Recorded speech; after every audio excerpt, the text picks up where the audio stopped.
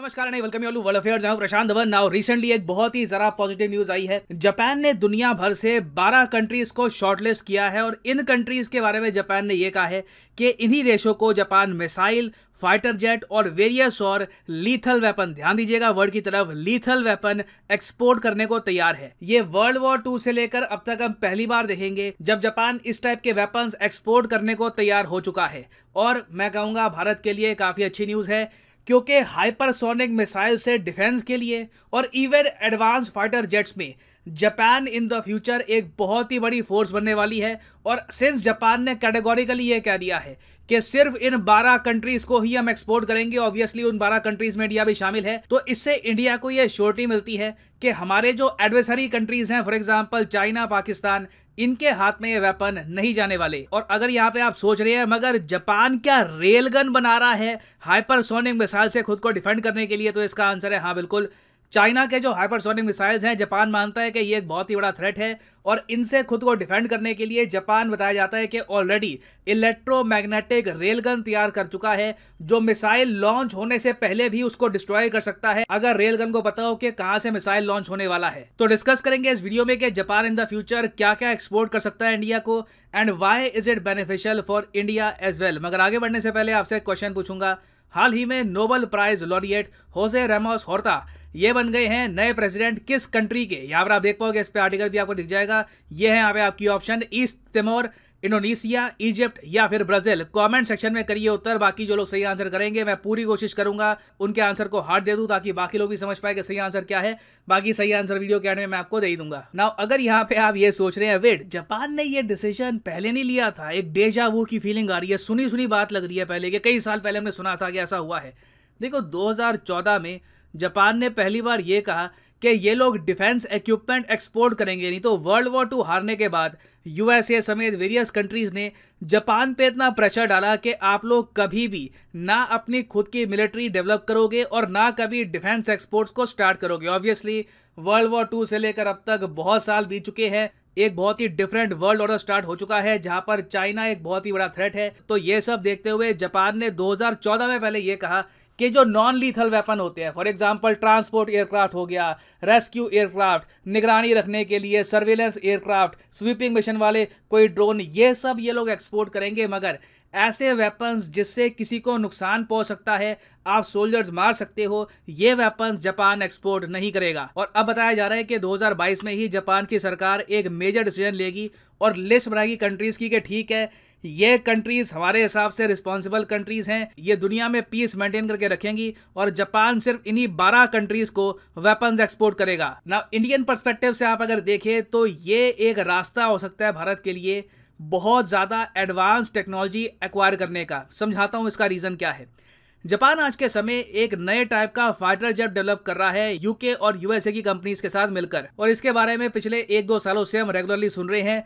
Defence community में इस project को लेकर बहुत एक्साइटमेंट है, क्योंकि जापान बताया जा रहा है एक इनविंसिबल जेट बनाएगा। इनविंसिबल मतलब कि जिसको आप हरा नहीं सकते, it can not be defeated by anyone. तो ये जो जेट होगा जापान का, ये एक कॉम्बिनेशन होगा, एक हाइब्रिड आप कह लीजिए, F-22 रैप्टर जो अमेरिकन मेड है और F-35 का।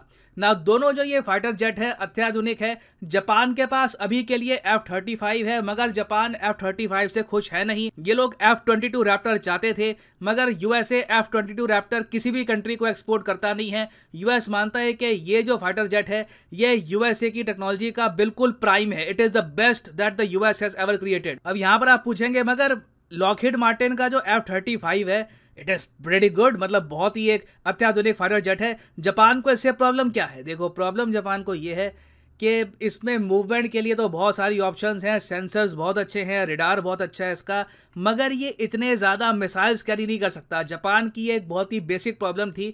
इन्होंने एनविजन किया कि कल को अगर मान लीजिए इनकी वॉर होती है अगेंस्ट चाइना, तो इनको एक ऐसा फाइटर जेट चाहिए जो बहुत सारे मिसाइल्स इकट्ठा लॉन्च कर पाए। और फिर जापान के लोगों ने F-22 का एयरफ्रेम देखा, तो जापान ने ये सोचा यहाँ पर कि क्यों ना यूएस को ये बोले कि F-22 का जो एयरफ्रेम है वो हम यूज़ कर लेंगे, F-35 के जो सेंसर्स हैं, जो रडार्स हैं, ये हम यूज़ कर लेंगे और एक यूनिक हाइब्रिड सा बना देंगे। और इस प्रोजेक्ट को जापान पिछले कई सालों से नाम देके बैठा हुआ है XF प्रोजेक्ट, या फिर इसको आप F3 प्रोजेक्ट भी कह सकते हैं। तो ये जापान का एक ड्रीम फाइटर एयरक्राफ्ट है और पर्सनली मैं मानता हूं कि जापानीज जो अंडरस्टैंडिंग है एरोडायनामिक्स को लेकर, वॉर के सिनेरियो को लेकर, बहुत ज्यादा बढ़िया है। ये लोग जेन्युइनली जो प्रॉब्लम है उसका सोल्यूशन ढूंढते हैं और दुश्मन जो सोच रहा है उससे 2-3 कदम आगे की सोच के चलते हैं। तो अगर जापानीज गवर्नमेंट खुद इन्वेस्ट कर रही है इस मित्सुबिशी के प्रोजेक्ट में, प्रोजेक्ट FX, जहां पर F-22, F-35 दोनों को कंबाइन किया जाएगा into a new stealth plane, this will be something very remarkable. अब जापान के लिए प्रॉब्लम यहाँ पर ये आ रही है कि ऑब्वियसली ये जो पूरा प्रोजेक्ट है बहुत ज़्यादा महंगा होगा, और आप सोच कर देखें तो जो ये नया हाइब्रिड निकल के आएगा, ये फाइटर जेट, इसका खरीदार घूम फिर के कौन होगा? तो जापान ने यहाँ पर एक सोल्यूशन ये निकाला कि क्यों ना 12 कंट्रीज की लिस्ट बनाते हैं और प्लान ये करेंगे कि जो ये FX फाइटर जेट बनेगा, अत्याधुनिक फाइटर जेट, इन 12 कंट्रीज को हम एक्सपोर्ट भी कर पाएंगे ताकि जापान की जो कॉस्ट है इस प्रोजेक्ट में ये थोड़ी सी रिड्यूस हो जाए। ये सब काम जहां तक मैं देख पाया हूँ, रिपोर्ट्स मैंने पढ़ा है, कुछ स्पीचेस भी देखे हैं इसके, ये लोग ये सब प्रॉफिट के लिए नहीं कर रहे। ये कोई जापान का मिलिट्री इंडस्ट्रियल कॉम्प्लेक्स डेवलप नहीं हो रहा। जापान को ये अत्याधुनिक फाइटर जेट चाहिए।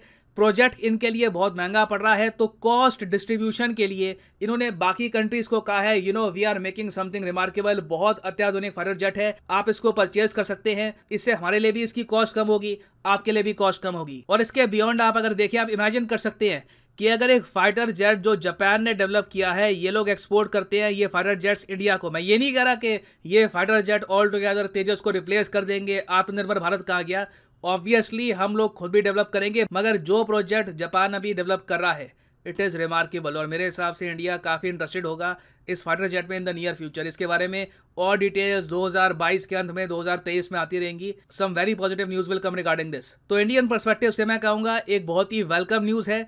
इंडिया के डिफेंस एक्सपोर्ट्स को जापान इतना हर्ट कर नहीं पाएगा, क्योंकि जैसे मैंने आपको बताया सिर्फ 12 कंट्रीज को ही एक्सपोर्ट करेंगे, इनकी लिमिटेशंस होंगी बहुत ज़्यादा, और प्राइमरली ये कोशिश करेंगे कि क्वाड कंट्रीज जो है ऑस्ट्रेलिया और इंडिया, इनको ही ज़्यादातर ये एक्सपोर्ट करें। उसके अलावा आप अगर देखो तो रिसेंटली जो क्वाड समिट हुआ है जापान में, वहाँ पर जापान के प्राइम मिनिस्टर ने इंडिया के PM को ये भी कहा है कि हम लोग बिल्कुल श्रीलंका के क्राइसिस को मेंटेन करने के लिए, श्रीलंका की प्रॉब्लम्स को रिमूव करने के लिए इंडिया के साथ मिलकर काम करेंगे। तो ये भी एक काफ़ी अच्छी न्यूज़ है। इंडिया जापान मिलकर श्रीलंका को इस मुश्किल संकट से निकाल भी सकते हैं, और इससे लॉन्ग टर्म में आप देखोगे कि श्रीलंका एज ए कंट्री बहुत ज़्यादा डिपेंडेंट हो चुका होगा on India as well as Japan. ना वापस आते हैं अपने प्रश्न की तरफ कि Nobel peace prize laureate Jose Ramos Horta recently किस कंट्री के प्रेसिडेंट बने हैं? तो सही उत्तर इसका है ऑप्शन ए, ईस्ट तिमोर। और यहाँ पे आप देख पाओगे, इसका आर्टिकल है ईस्ट तिमोर मैप पे कहाँ पर है, ये मैं आपको दिखा देता हूँ ना। यहाँ पर आप देख पाओगे इंडिया और ऑस्ट्रेलिया के बीच में आपको मिलेगा ईस्ट तिमोर। ये यहाँ पे आप देख पाओगे ऑस्ट्रेलिया के बिल्कुल नॉर्थ में है,